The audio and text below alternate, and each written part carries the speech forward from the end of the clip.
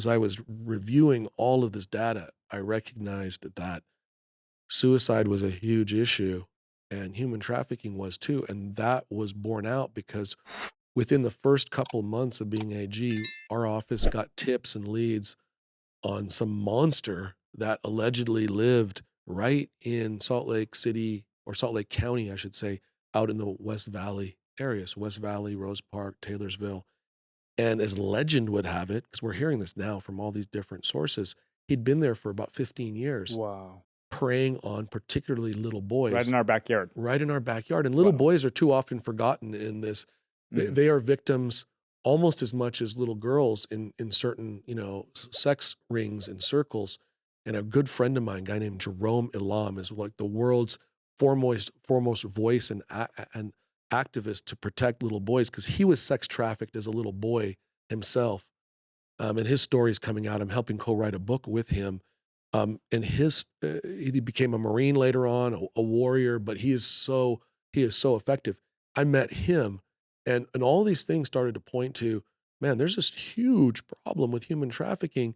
But I thought, because I had seen the movie Taken, oh, that just happens, maybe over in third world countries. That can't be happening here. And lo and behold, it was.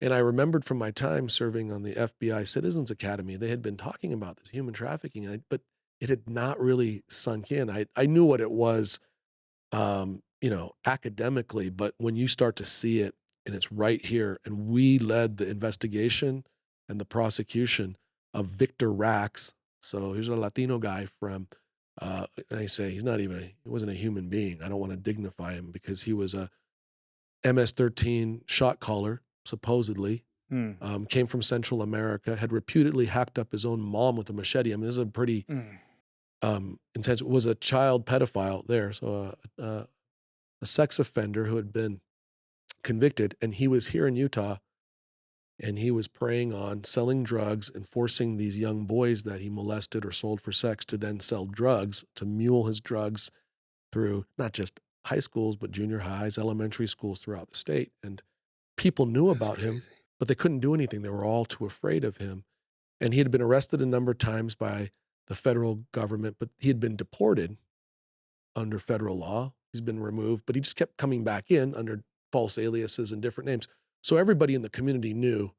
No one ever testified against him. No one wanted to go against him. He would do like many predators do. He would play psychological games with people. In some of the reports I heard, he would take a young boy, 9, 10 years old, out and take their dog in the back, in the alley, and shoot the dog and say, "This is what will happen to your parents if you ever say anything." Well, a young kid's never gonna, they'll do anything. They'll suffer any indignation, any pain to protect the ones that they love. And so that boy was his forever after that. And when Wow. at the Right. trial that we had for him, well, I will say it wasn't a regular trial because he ended up, once we caught him, the Utah AG's office did an incredible job working with other law enforcement agencies. And let me just throw out a shout to all of our men and women in blue.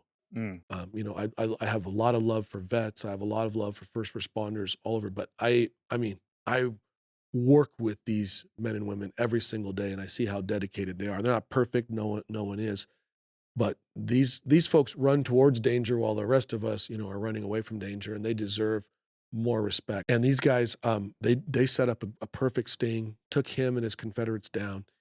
And then the feds called and said, "Hey, congratulations. We hear you guys got racks. We've arrested him a number of times. You will never get anyone to testify against him. They always seem to disappear or die." And so once I found out, I was like, why how many times has he been arrested? "Oh, you just deport him. What if we don't deport him and we just prosecute him here under US law and put him away forever? Maybe get the death penalty. Like this guy deserves it if anyone does." And they agreed this time to not deport him, and they let us prosecute the case. So now witnesses were like, "Wait a minute. He's going to get prosecuted here. We have a chance to put this monster away and never terrorize us again." They started to come out of the woodwork. We had so many, we only needed like 3 dozen of them. I mean, we probably didn't even need Wow. that many, but they told us there were hundreds of more. And some of these cats were like pretty hardened gangbangers and everything, but the pain that they had suffered when they were, 9, 10, 11 years old that had carried over 15 years, or, they're in their 20s now. man, it was intense. And so he had killed himself by hung himself in the jail because he knew that this time we had him. At least, So my question is, yeah. how does that happen? You know, does the cartel have people on the inside? Do they learn the protocols through going through it? And they're like, oh, there's no consequence here. I'm just coming right Yeah. back in. It happens when you don't have aggressive investigations and prosecutions, when you Mm, have district attorneys or mayors who put pressure on police chiefs to de-emphasize, certain mistakes. crimes, and you start letting offenders out of prisons. Look, I am strongly a proponent of criminal justice reform. There's a lot of things that we could do better, that we need to do better. For instance, I mentioned it earlier. Incarcerating everyone who has a drug problem and addiction is the stupidest solution in the history of mankind. It Mm, doesn't help anybody. It's a waste of money. It doesn't help the offenders. They actually get worse and they get influenced by people who are probably not the kind of folks that they need for recovery. And law enforcement doesn't want to deal with it. It's dangerous to them. It's not what they signed up for. They didn't sign up to be, domestic violence counselors and drug therapy treatment folks. There are professionals who do that really well, and it's not our cops. And they're really great at other stuff.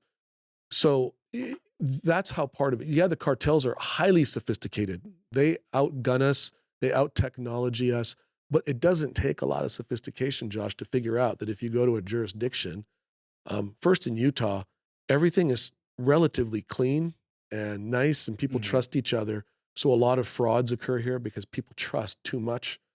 Stuff like human trafficking can exist for 15 years because people are like, that can't possibly happen here in Utah.